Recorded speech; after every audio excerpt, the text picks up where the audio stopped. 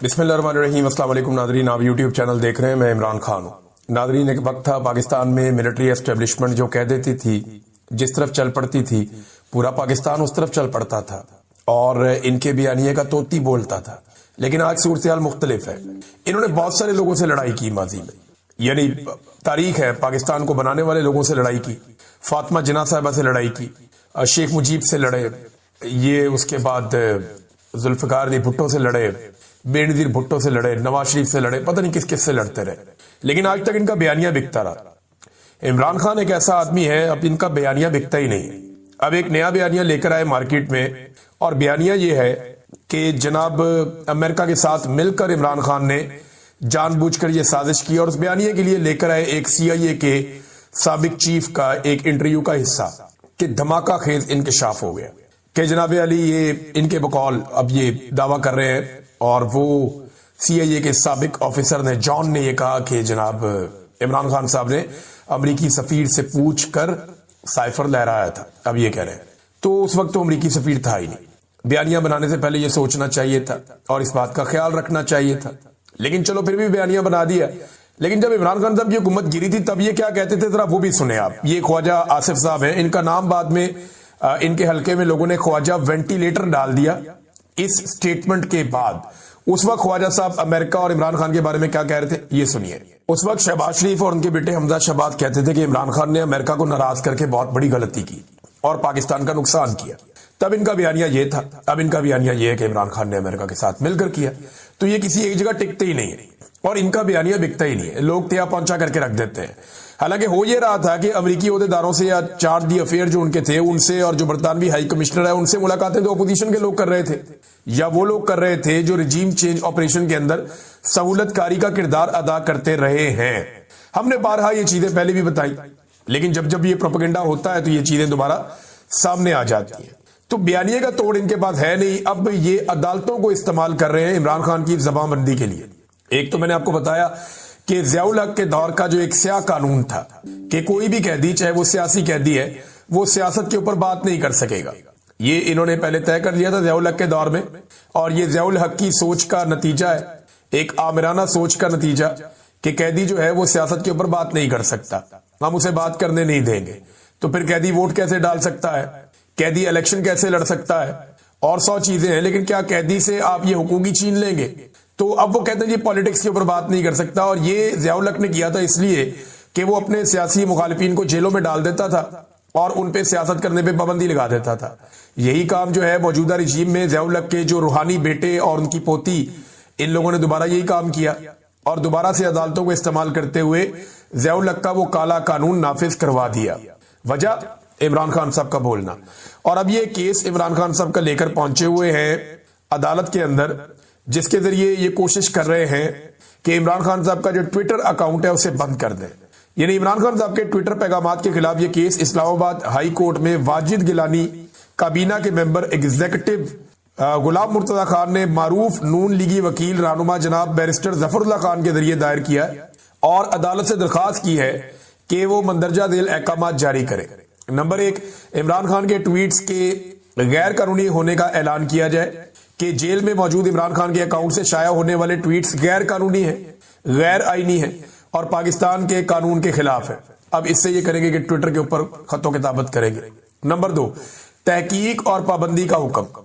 Cyber crime agency और telecom authority को हदायत की जाए कि वो फौरी तौर पर इन अफराद टीमों की शिनाख्त करें, इनकी तहकीकात करें और इन्हें रोकें जो इमरान खान की तरफ से ये ट्वीट्स चला रहे हैं। और PTA को यह हदायत की जाए कि वो मज़कूरा अकाउंट से अपलोड किए गए इन तमाम ट्वीट्स को ब्लॉक करे या हटा दे। नंबर 3, जेल कवानीन की पाबंदी। जेल सुपरिटेंडेंट को हदायत की जाए कि वो जेल के कवायदो ज़वाबित की सख्ती से पाबंदी यकीनी बनाए ताकि कोई भी कैदी गैर कानूनी तौर पर सोशल मीडिया अकाउंट ना चला सके। नंबर 4, बराह रास्त पाबंदी। इमरान खान साहब को बराह रास्त हदायत की जाए कि वो इस गैर कानूनी और गैर आईनी सरगर्मी को फौरी तौर पर बंद करे। पाकिस्तान तहरीक इंसाफ को हदायत की जाए कि वो इमरान खान के ट्वीट्स को रीट्वीट या शेयर करने या फैलाने से गुरेज करे। नंबर 5, दीगर मुतफर्रिक अहकामात। इसके अंदर और भी हैं कि अदालत से कोई भी दीगर हुक्म जो इस मामले के हकायक और हालात के तहत मुनासिब समझी जाए जारी किया जाए। अब आप अंदाजा करें, और ये सारी मालूमात जो है ये पाकिस्तान तहरीक इंसाफ से ताल्लुक रखने वाले खालिद यूसुफ चौधरी साहब ने फराहम की हैं और इमरान खान साहब से इनका एक बड़ा गहरा ताल्लुक है, इमरान खान साहब को रिप्रेजेंट भी करते हैं। वो ये बता रहे हैं कि जनाब ये किया जा रहा है इमरान खान साहब की ज़बानबंदी के लिए। एक तो ज़ियाउल हक का काला कानून लेकर आ गए, दूसरा इमरान खान साहब के ट्विटर के जरिए उन्हें मुकम्मल खामोश करने का फैसला किया गया ताकि उनकी आवाज को मुकम्मल तौर पे बंद किया जा सके। अपना तो बयानिया है नहीं बेचने के लिए, नैरेटिव बिकता नहीं है, तो जो बंदा कह सकता है कोई बात जिसकी बात लोग सुनते हैं उसका मुंह बंद करने की या उसकी ज़बानबंदी की भरपूर कोशिश कर रहे हैं। देखिए ये निजाम चाहता है कि नवाज शरीफ बोले कुछ तो बोले, लेकिन नवाज शरीफ को बोलने के काबिल ही नहीं छोड़ा। ये निजाम चाहता है कि इमरान खान खामोश हो जाए, ज़बानबंदी हो जाए, लेकिन इमरान खान रोज बोलता है, बल्कि उसकी आवाज पूरे पाकिस्तान में गूंजती है। उसके वर्कर भी बोलते हैं, वो खुद भी बोलता है और उसका बयानिया हर तरफ फैला हुआ है। उसकी पुरानी वीडियोस इतनी वायरल होती हैं कि नवाज शरीफ की बहुत सारी नई वीडियोस इतनी वायरल नहीं हो पाती। नाज़रीन, सुहेल अफरीदी ने एक बड़ा समझदाराना फैसला किया और यही सोशल मीडिया को लेकर किया। ये वो गलती है जो शेर अफजल मरवत ने की थी, यही वो गलती है जो अली अमीन गंडापुर ने की थी। इन्होंने अपने अपने सोशल मीडिया के जो है वो पूरी टीमें बना के तो पाकिस्तान तहरीक इंसाफ के सोशल मीडिया से जंग शुरू कर दी थी। गंडापुर साहब के सोशल मीडिया के अकाउंट पहचाने जाते थे, पता चलता था कि ये चंद लोग हैं जो गंडापुर साहब की सपोर्ट में आए हुए और ये पाकिस्तान तहरीक इंसाफ के सोशल मीडिया से सारा दिन लड़ते थे। वो कभी PMLN के सोशल मीडिया से या बाकी जमातों से या एस्टेब्लिशमेंट से उनका ऐसे फड्डा नहीं होता था, उनका डायरेक्ट फड्डा रहता था पाकिस्तान तहरीक इंसाफ के सोशल मीडिया से, जो ऑफिशियल सोशल मीडिया। शेर अफजल मरवत साहब ने सबसे पहले ये काम किया था, उन्होंने अपना सोशल मीडिया बनाया था और पाकिस्तान तहरीक इंसाफ के सोशल मीडिया से उनका सोशल मीडिया टकरा गया था। लेकिन जो PTI का सोशल मीडिया या इमरान खान का सोशल मीडिया है, उसका मुकाबला तो रियासत नहीं कर पा रही इतने लंबे अरसे से, तो ये दो लोग क्या करते। अब सुहेल अफरीदी ने एक अच्छा स्टेटमेंट दिया, समझदारी का सबूत दिया। वो गलती इन्होंने नहीं दोहराई। उनके बकौल उनका अपना कोई सोशल मीडिया नहीं है, कोई सोशल मीडिया टीम नहीं है, बल्कि पाकिस्तान तहरीक इंसाफ का जो ऑफिशियल सोशल मीडिया है वही उनका सोशल मीडिया रहेगा। यार मोहम्मद नियाज़ी को जो ऑफिशियल सोशल मीडिया की टीम है PTI की, उन्होंने ही फोकल पर्सन मुकर्रर किया सोशल मीडिया का सुहेल अफरीदी का, और वो अब ये काम करेंगे, उन्होंने नामजद करके दिया है। तो ये जनाब सुहेल अफरीदी साहब ने अकलमंदी का काम किया कि जनाब मेरा कोई सोशल मीडिया नहीं है, बल्कि ये जो तहरीक इंसाफ का जो ऑफिशियल सोशल मीडिया है मैं उनके साथ काम करूंगा और मेरे हवाले से इत्तलात वो देंगे। और देख रहे हैं, मैं इमरान खान हूँ। नादरीन, जो लोग नया देख रहे हैं, जिनको इसके बारे में आइडिया नहीं है, मैं उनके लिए बता दूं कि इंटरसेप्टर्स उन मिसाइल्स को कहते हैं जो एयर डिफेंस के लिए इस्तेमाल किए जाते हैं। ये दुनिया के अंदर अलग अलग मुल्कों ने अलग अलग सिस्टम बनाए हुए हैं, जैसे कि S सीरीज़ है रशिया के पास, S-400, S-300, इसी तरह HQ-9 जो है वो सीरीज़ एक है चाइना के पास। पैट्रियट मिसाइल जो है एयर डिफेंस सिस्टम वो अमेरिका के पास है। इसराइल के पास जो है वो आयरन डोम के नाम से एक सिस्टम है। तो दुनिया ने अपने अपने सिस्टम बनाए हुए हैं एयर डिफेंस के लिए। तो इसके जो मिसाइल होते हैं ये नीचे से लॉन्च होते हैं ज़मीन से और फिजा से आने वाले मिसाइल को, तैयारे को या ड्रोन को निशाना बनाते हैं और इन्हें इंटरसेप्टर कहते हैं। ये जो इंटरसेप्टर्स हैं इनके मसले पैदा हो गए हैं अमेरिका के लिए। ये बहुत मुश्किल से बनाए जाते हैं, बड़ी टेक्नोलॉजी इनमें इस्तेमाल होती है और बाज़ औक़ात पूरे महीने में ये 7, 8, 10 इससे ज़्यादा नहीं बनाए जाते।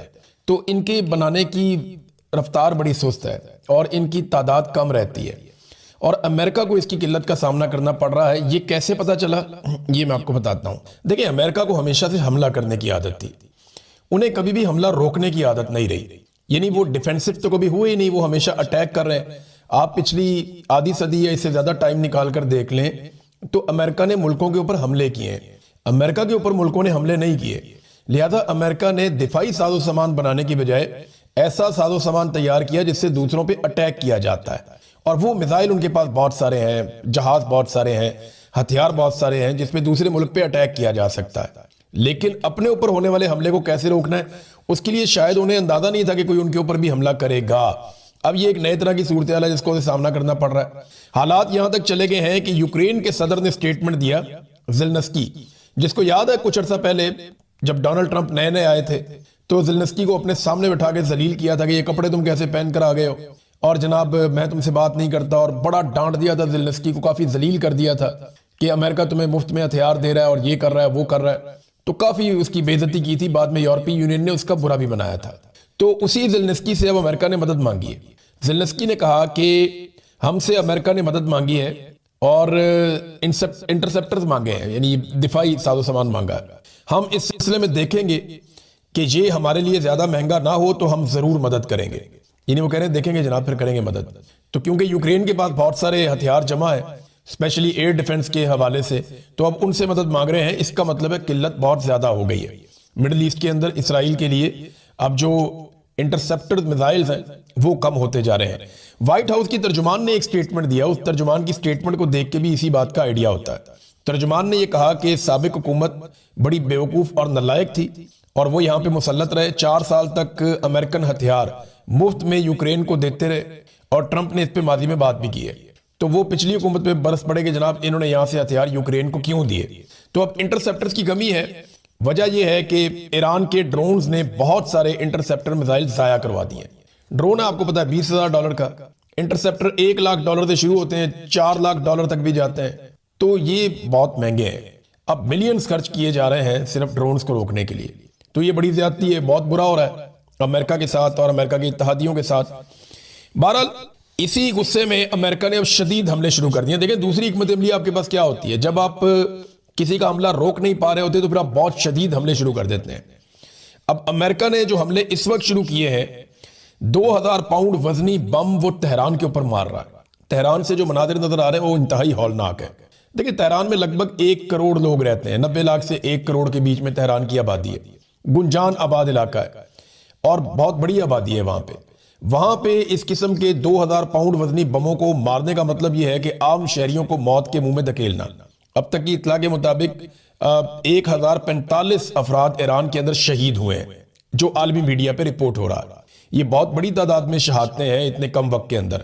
تو ایران میں بہت تباہی پھیری ہے، بہت تیزی سے بمبارمنٹ کی جا رہی ہے ایران کے مختلف علاقوں میں امریکہ کی جانب سے. امریکہ اور اسرائیل چاروں طرف سے ایران کو گھیر کے اس کے ساتھ لڑ رہے ہیں اور اس وقت بڑی خوفناک تباہی پھیلا رہے ہیں جس میں سویلینز کا نقصان ہو رہا ہے. اقوام متحدہ کچھ نہیں کر رہا، دنیا کے ممالک کچھ نہیں کر رہے، یورپی یونین کچھ نہیں کر رہا، اور امریکہ اور اسرائیل لگاتار خوفناک حملے کر رہے ہیں ایران کے اندر.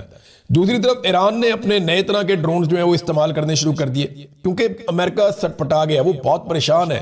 جو شاہد ڈرون ہے ایران کا، جس کی آپ بہت ساری تصویریں اور ویڈیوز دیکھ رہے ہیں، وہ لانچ ہو جاتا ہے، چھوٹا سا ڈرون ہے، وہ جاتا ہے، یہ خودکشی کرتا ہے ڈرون. یہ سیدھا جاتا ہے، جا کے ٹکراتا ہے اور دھماکہ کر دیتا ہے.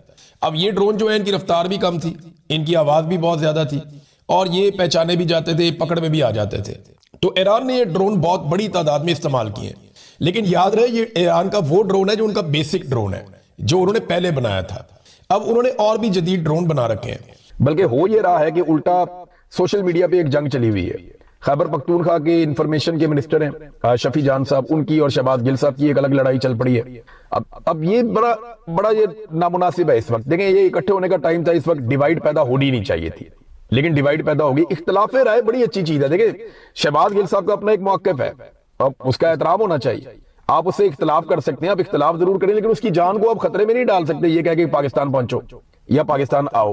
دیکھیں کل کو یہ مراد سعید کو بھی کہے کہ باہر نکل بھئی، تو اندر سے بیٹھ کے مشورے دے رہا ہے. یہ کہہ سکتے ہیں نا کہ مراد سعید باہر کیوں نہیں نکلتا، ہم سارے باہر ہیں تو مراد سعید کو باہر نکالو. ہر آدمی کی جان الگ طریقے سے خطرے میں ہے.